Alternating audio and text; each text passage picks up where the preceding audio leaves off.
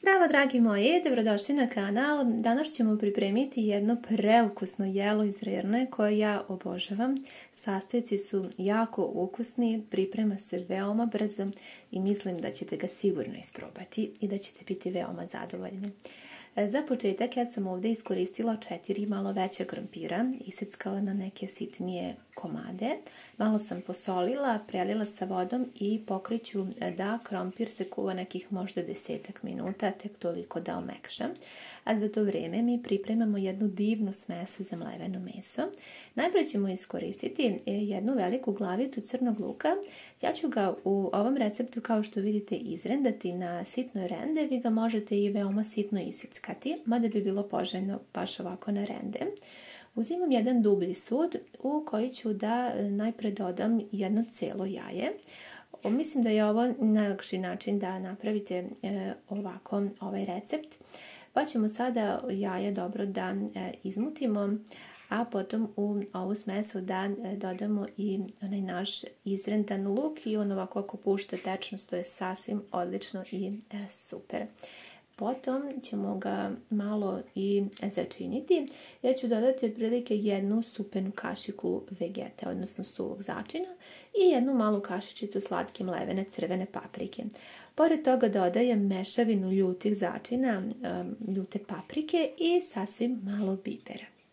Sada bi bilo poželjno da iskoristite i neke začine ukoliko imate začinsko bilje sveže. Ja imam, kao što uvek znate, peršun koji zaledim već unapred sitno iseckan, tako da ću, pošto je ovo zaleđena kocka, ovako da dodam malo odokativno, a potom ću dodati mirođiju. Ne bi bilo loše da imate svežu, ali svakako možete iskoristiti i ovako suvi začin mirođije i dodajte unutra otprilike koliko vi volite po vašem ukusu, pa ćemo sve ove sastojke lepo da sjedinimo. Ukoliko imate kod kuće malo parmezana, možete u ovu smesu dodati, doprineće lepom ukusu, ali ako nemate, izostavite kao ja ovog puta.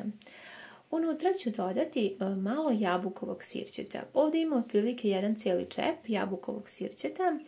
I ovo je stvarno super način da vam bude meso mekano. To uvek radim i znate svi vi koji duže pratite moje recepte. Unutra sam dodala 500 g svinjskog mlevenog mesa i dodajem hlebne mrvice, odnosno prezlu. Ovdje sam dodala 3 supene kašike i vama savjetujem da uvek tako uradite, jer ja uvek nemam tačnu meru kada pripremam, već ovako odokativno.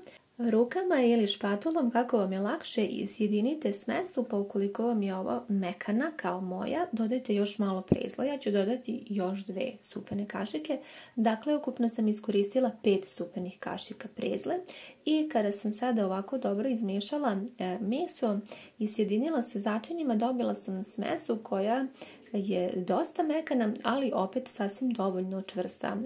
Tako da pokušala sam da vam približim da vidite otprilike kako izgleda, i ukoliko želite da vam meso iz rerne bude prilično mekano, onda je ovo neka smesa po meni idealna.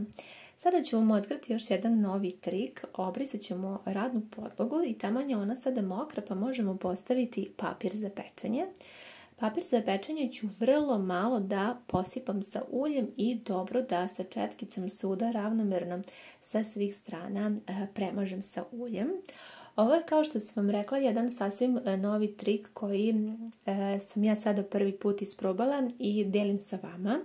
Ukoliko želite, kada pripremate recimo neke ćuftice, mesne okruglice, da napravite da vam kuglice budu koliko toliko baš jednake, onda je ovo neka super metoda da to uradite. Možete eto nekada isprobati kada budete želeli. Ovaj recept je stvarno prilično brz. Dobro ovako izravnajte da bude sada to meso dobro dosta tanko, otprilike na nekih možda pola centimetara, i ne bi bilo loše ovako malo i sa oklagijom da izradite ili sa rukom, sasvim je svejedno kako vam je lakše. I sada možete podeliti, zavisno da li želite manje ćuftice ili veće. Ja sam neke, po meni su ovo neke srednje veličine. I sad možete lijepo napraviti okruglice. Stvarno je super trik, morate malo poljeti kako biste mogli da posle meso odvojite od papira sa pečenjem, ali meni se stvarno ovaj trik dopao i kada pečete meso recimo i u tiganju, ukoliko želite da vam to sad ispadne malo lepše estetski i da bude svaka okruglica jednaka, onda eto ova jedne jednostavne i brze tehnike. Mi ćemo sada zajedno da napravimo okruglice i kao što vidite stvarno jako lepo izgledaju i stvarno su jako mekane, sve su otprilike slične veličine, to smo i želeli. Prošlo je nekih možda 12 minuta i krompir je omekšao, ja sam ga držala baš na najjačoj vatri, tako poklopljenog i sada kao što vidite dosta je mekan, ne mora skroz da se skuva. Stavljamo čačkalicu, poklapamo sa poklopcem i sada ćemo da vodu procedimo. I kada ste to uradili, ovo je isto jedan trik koji sam vam još prethodno otkrila, pa ukoliko neko nije video, evo prilike. Ja unutra u krompir obično uvek dodajem malo rendane šargarepe, jednu manju rendanu šargarepu i izrendam vrlo malo nekog sira koji imam. Unutra dodajem i pola kašike supene putera ili margarina i dodat ćemo mleko.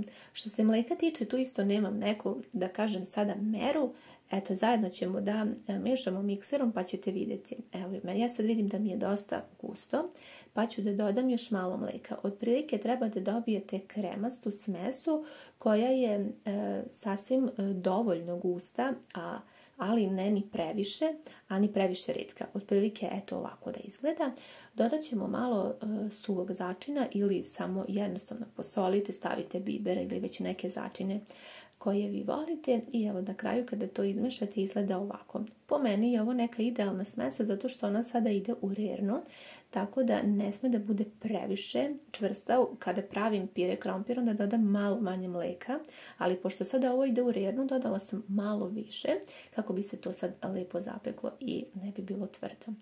Kao što ste vidjeli, uzela sam jedan pleh, jednu tacnu koja je 26 cm u prečniku i malo sam, vrlo malo pouljila dno i obod tacne, pa ćemo prvo da stavimo ovaj naš pire krompir. Ovo je stvarno moj omiljeni ručak. I ako me pitate za recept od mlevenog mesa koji bi bio najukusniji, ovo je moj prijedlog. Preko ću da premažem malo paradajz sosa. Ja obožavam da koristim ovaj. Ukoliko nemate, možete običan paradajz sos pomešati recimo sa kečapom, ali možete i samo paradajz sos. Dakle, šta imate kod kuće i šta volite. Ja volim ovaj zato što je mediteranski, ima dosta začina, pa će onako još da doprinese jako lepoj aromi i ukusu ovog ručka. I za kraj nam preostaje još samo da poređamo naše mesne okruglice tako da nam sve stanu. Otprilike je ova količina mesa sasvim dovoljno da možete sada lepo da poređate. Ovo je stvarno jedan jako lep ručak. Ja sam, kada sam počela da pripremam ovaj recept, uključila moju rernu na 200 stepeni da se jako dobro zagreje, tako da je sad prošlo nekih 15 minuta. Ona je dobro zagrejena i možemo odneti da se sada ovaj naš lepi ručak ispeče i da kasnije uživamo. Nakon 40 minuta pečenja ja ću preko mesa dodati malo kockica sira, ovo svakako ne morate, i ostavite da se još sad malo zapeče u tako isključenoj rerni. Dakle, nakon nekih otprilike 15 minuta, kako je još se rastopio i sir u toj isključenoj rerni, ja sam izvadila naš ručak. Tako da vreme pečenja je 40 minuta i tih nekih možda 10-15 u isključenoj rerni. To je sasvim dovoljno da se sve lepo zapeče, ali vi svakako pratite, nije svaka rerna ista. Ručak je stvarno fantazija, preukusan je, onako baš po mom ukusu. Nadam se da ćete ga i vi voleti. Hvala vam mnogo na gledanju i ljubim vas sve puno.